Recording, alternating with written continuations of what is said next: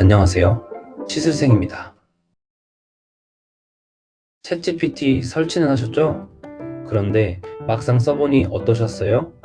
기대했던 것만큼 똑똑한가요? 아마 많은 분들이 생각보다 별로다, 자꾸 엉뚱한 소리만 한다고 느끼실 거예요. 심지어 설치만 해놓고 방치하는 분들도 많으시고요. 왜 그럴까요? 인공지능이 아직 부족해서일까요? 아니에요.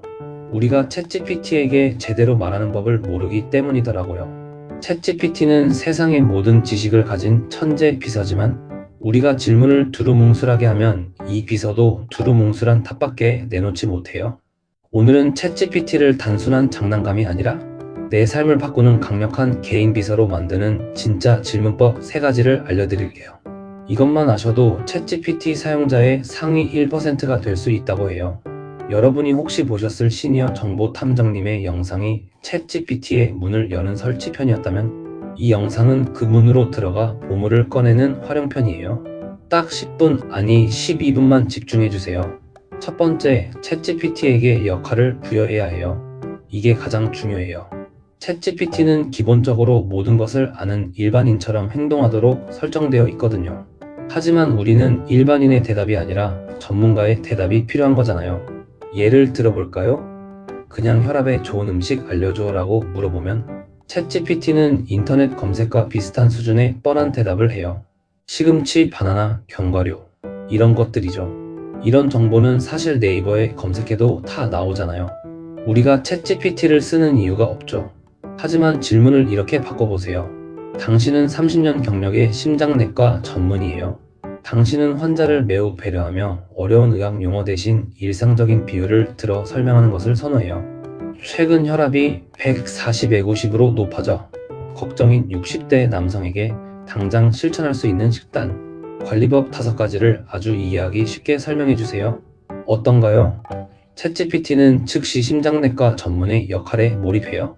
답변의 깊이와 신뢰도가 완전히 달라지죠. 1번, 나트륨 섭취를 하루 2000mg 이하로 줄이셔야 해요. 이건 라면 국물 한 그릇을 다 비우면 거의 채워지는 양이에요. 국물은 드시지 마시고 건더기만 드시는 습관을 들이세요. 처럼 구체적인 수치와 행동 지침을 제시해줘요. 어떤 역할이든 맡길 수 있어요. 당신은 천만 유튜버 콘텐츠 프로듀서예요. 방금 내가 제안한 아이디어를 냉철하게 분석하고 조회수가 터질지 안 터질지 3가지 이유를 들어 비판해줘. 당신은 40년 경력의 베테랑 정원사예요. 우리 집 베란다가 남향인데 물을 자주 주지 않아도 잘 자라는 식물 3가지를 추천해줘. 당신은 스티브 잡스 스타일의 냉철한 조언가예요. 내가 지금 하려는 사업 계획의 문제점을 가차없이 지적해줘. 역할을 부여하는 순간 챗GPT는 그 분야의 최고 전문가가 되어 나만을 위한 맞춤형 조언을 시작해요. 이것이 챗GPT를 깨우는 첫 번째 열쇠예요. 시니어 정보 탐정님이 알려주신 방법으로 챗GPT와 대화를 시작했다면 이제는 그 대화의 상대를 내가 직접 지정해보는 거예요. 두 번째, 나의 상황과 맥락을 아주 구체적으로 제공해야 해요. 챗GPT는 내가 누군지, 지금 어떤 상황인지 전혀 몰라요. 내가 정보를 주지 않으면 추측할 수밖에 없죠. 아까 혈압 질문도 마찬가지예요.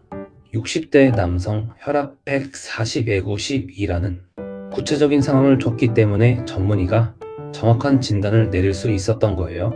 만약 여행 계획을 짠다면 어떨까요?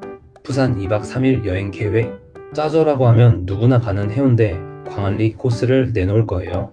이건 정말 쓸모없는 정보잖아요. 하지만 이렇게 물어보세요. 70대 부모님을 모시고 가는 부산 2박 3일 여행이야. 부모님이 걷는 걸 힘들어 하셔서 동선이 짧아야 하고 무조건 택시로 이동할 거야. 회나 나름식은 못 드시고 뷰가 좋은 한정식 식당을 원하셔. 1인당 예산은 50만 원이야. 숙소는 해운대 근처 5성급 호텔로 추천해줘. 이걸로 아침 9시부터 저녁 8시까지 시간대별로 이동 경로와 식당, 예약 정보까지 포함된 완벽한 계획표를 만들어줘. 이렇게 나의 상황, 즉 컨텍스트를 자세히 줄수록 챗GPT는 나에게 초기인화된 세상에 하나뿐인 답변을 만들어내요. 챗GPT가 엉뚱한 대답을 하는 이유는 딱 하나예요. 내가 질문을 엉뚱하게 했기 때문이죠. 나의 상황을 명확하게 설명하는 것, 이것이 두 번째 핵심이에요. 우리는 흔히 인공지능이 내 마음을 알아서 읽어주길 바라지만 챗GPT는 독심술사가 아니에요. 세상에서 가장 유능하지만 정보가 없으면 아무것도 못하는 비서인 거죠. 내가 가진 정보를 최대한 많이 그리고 자세하게 넘겨주는 것이 중요해요. 세 번째, 목적을 명확히 하고 원하는 출력 형식을 지정해야 해요. 챗GPT에게 원하는 것이 무엇인지 정확히 말해야 해요. 그냥 알려줘가 아니라 이걸 가지고 무엇을 하고 싶은지를 말해주는 거예요. 예를 들어 은퇴 후 취미 생활에 대해 알려줘라고 하면 수십 가지를 나열할 거예요. 하지만 나는 은퇴 후 월 50만 원 정도 추가 수입을 얻는 것을 목적으로 하는 취미를 찾고 있어. 내 조건은 1. 집에서 할 수 있어야 하고 2. 초기 자본금이 100만 원 미만이어야 하며 3. 컴퓨터를 잘 못 다뤄도 되는 일이어야 해.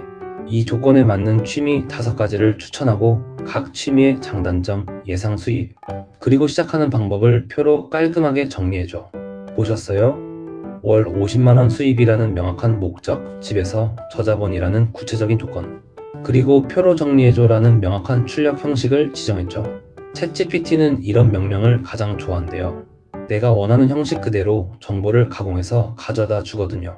그냥 글로 써줘가 아니라 이 내용을 바탕으로 천자분량의 네이버 블로그 글 초안을 작성해줘. 제목도 5개 뽑아주고 검색이 잘 되도록 태그도 10개 달아줘. 방금 내가 말한 내용을 요약해서 중요한 순서대로 5개의 블렛 포인트로 정리해줘. 내가 쓴 이메일 초안을 훨씬 더 정중하고 프로페셔널하게 다듬어줘. 초등학생도 이해할 수 있게 아주 쉬운 비유를 들어서 설명해줘처럼 말이에요. 내가 원하는 결과물의 모양을 구체적으로 요구하는 거예요. 정리해볼까요? 챗GPT를 1000% 활용하는 질문이 3요소는 바로 역할, 맥락, 목적과 형식이에요. 이 3가지를 합쳐서 R, C, P, 질문법이라고 부를게요. 첫째, 챗GPT에게 전문가의 역할을 부여하세요. 둘째, 나의 맥락과 상황을 구체적으로 설명하세요. 셋째, 질문의 목적과 원하는 형식을 명확히 지정하세요. 이 3가지만 기억하시면 돼요. 챗GPT는 거대한 지식의 원석이에요.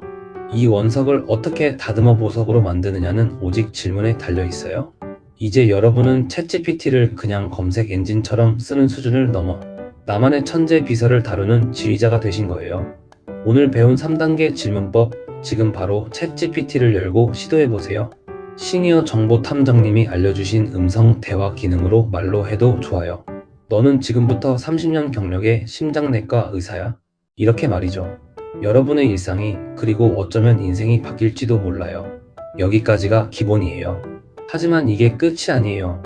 챗GPT를 정말 1000% 활용할 수 있는 조금 더 깊이 있는 꿀팁들을 더 알려드릴게요. 네 번째 꿀팁은 반복하고 다듬기예요. 한 번에 완벽한 답을 얻으려고 하지 마세요. 첫 번째 답변이 마음에 들지 않으면 그 대화방을 나가지 말고 이어서 요구하는 거예요. 이게 정말 중요해요. 예를 들어 아까 그 의사에게 식단을 받았다고 하죠. 고마워. 그런데 5가지 말고 3가지만 더 알려줄래? 방금 말한 1번 식단이 너무 어려운데 훨씬 더 쉬운 방법은 없을까? 내가 제안한 식단으로 일주일치 아침, 점심, 저녁 식사 메뉴를 표로 짜줘. 이렇게 꼬리에 꼬리를 물고 질문을 이어가야 해요. 챗GPT는 이전에 나눈 대화를 모두 기억하기 때문에 점점 더 나에게 맞춰진 답변을 내놓아요. 한 번의 질문으로 끝내는 사람은 하수 계속 대화를 이어가며 원하는 것을 얻어내는 사람이 고수라고 하더라고요. 5번째 팁은 관점을 바꾸게 하는 거예요. 네가 제안한 계획의 단점은 뭐야? 방금 내가 한 말에 대해 반대 의견을 제시해봐. 이 문제를 해결할 다른 창의적인 방법은 없어? 이렇게 챗GPT가 한 가지 관점에 갇히지 않도록 계속해서 다른 각도에서 생각하게 만들어야 해요. 인공지능은 때때로 너무 낙관적이거나 한쪽으로 치우친 대답을 할 수 있거든요. 이럴 때일수록 비판적인 질문을 던져야 해요. 네가 놓친 부분은 없는지 다시 한번 검토해봐. 이 한마디에 챗GPT는 자신의 답변을 다시 검토하고 더 균형 잡힌 답을 내놓는데요. 6번째, 페르소나를 넘어 스타일을 지정하세요. 역할이 직업을 정하는 것이라면 스타일은 말투를 정하는 거예요. 아주 명료하고 간결하게 말해줘. 유머러스하게 설명해줘. 공감하면서 따뜻한 위로의 말을 건네줘. 이 말투 지정은 특히 글쓰기를 시킬 때 강력해요. 내 손자가 5살인데 중력의 개념을 손자가 좋아하는 공룡에 비유해서 동화책처럼 이야기해줘. 챗GPT는 뛰어난 작가이기도 하거든요. 7번째, 정보를 주입하고 요약하게 만드세요. 챗GPT는 2023년까지의 정보만 학습했을 수 있어요. 버전에 따라 다르지만요. 최신 정보를 물어보면 모르거나 거짓말을 해요. 이럴 땐 어떻게 할까요? 바로 내가 먼저 정보를 주는 거예요. 예를 들어 최신 뉴스 기사 링크를 복사해서 붙여넣기 한 다음, 혹은 기사 내용을 복사해서 이 긴 뉴스 기사를 100자 이내로 요약해줘. 이 기사의 핵심 주장이 뭐야? 이 기사를 바탕으로 내일 아침 회의에서 발표할 1분 스피치 원고를 작성해줘. 이렇게 챗GPT를 최신 정보로 업데이트 시키면서 활용할 수 있어요. 긴 글이나 전자책 내용을 붙여넣고 이 책의 핵심 내용 10가지를 뽑아줘라고 할 수도 있죠. 8번째, 금지어와 필수 포함어를 지정하세요. 보고서를 쓰는데 매우, 아주 같은 주관적인 단어는 절대 쓰지 마. 블로그 글을 쓰는데 가성비, 최고라는 단어는 꼭 포함해줘. 이렇게 가이드라인을 주면 결과물의 품질이 훨씬 높아져요. 9번째, 단계별 사고를 명령하세요. 챗GPT가 복잡한 문제를 풀 때 가끔 실수를 해요. 이럴 때는 천천히 단계별로 생각해서 답을 도출해봐 라고 명령어를 추가해보세요. 이 마법의 문장은 챗GPT가 논리적인 추론 과정을 거치도록 유도해서 훨씬 더 정확한 답변을 내놓게 만든대요. 수학 문제를 풀거나 복잡한 코딩을 하거나 논리적인 글을 쓸 때 아주 유용해요. 마지막 10번째예요. 스스로 질문하게 만드세요. 이게 질문법의 끝판왕이래요. 내가 뭘 모르는지조차 모를 때가 있잖아요. 이럴 땐 챗GPT에게 역으로 질문하게 시키는 거예요. 나는 건강한 노후를 보내고 싶은데 뭘 어떻게 해야 할지 막연해. 네가 나에게 필요한 정보를 주기 위해서 나에게 5가지 질문을 먼저 해줄래? 그럼 챗GPT가 이렇게 물어볼 거예요. 1. 현재 가장 걱정되는 건강 문제가 있으신가요?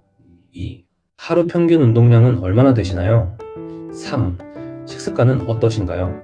챗GPT가 던진 질문에 답을 하다 보면 내 문제가 명확해지고 챗GPT는 더 정확한 답을 줄 수 있어요.